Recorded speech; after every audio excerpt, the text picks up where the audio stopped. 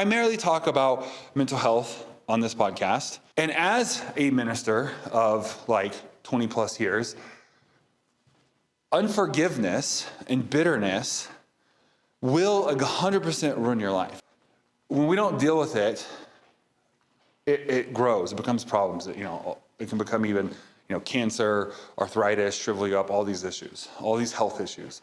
So a lot of times there are cases, and this is why the church typically tends to or at least historically has never put a lot of stock in mental health and medication and stuff like that, because it's there are a lot of cases where your issues come from these things. You need to resolve these more spiritual issues, forgiveness and moving past things, and that would solve your mental health and sometimes even your physical problems. And unfortunately, they just kind of started painting it in broad strokes, that's the answer, that's the solution to everything. It is definitely, can be sometimes the answer. And if you struggle with mental health, with anxiety, depression, a lot of different things, having unforgiveness is not going to help. It's actually going to exacerbate it and make it worse. If you struggle with anxiety, having unforgiveness is going to make your anxiety flare up and be way worse. It's definitely going to do that with your depression. And so I kind of want to talk a little bit about kind of just mindset, like negativity versus positivity, forgiveness versus unforgiveness. I know I flipped those. But that kind of idea there, I even looked it up. I was like, okay, let's see, what does the medical world have to say about, complaining?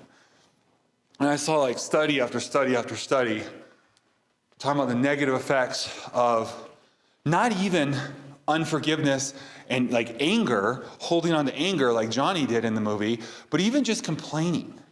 And I've grown up, I've seen so many people who have just their lives are kind of wrecked, and they always have problems. It was always negative. And so it seems to be, I could literally sit here and name person after person after person who has some sort of illness or issue, but then even a physical issue, and they're a negative person.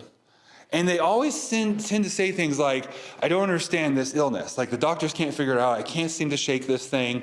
It doesn't make any sense. I've tried this, it's not working. And they're the most negative people. Negativity will destroy you.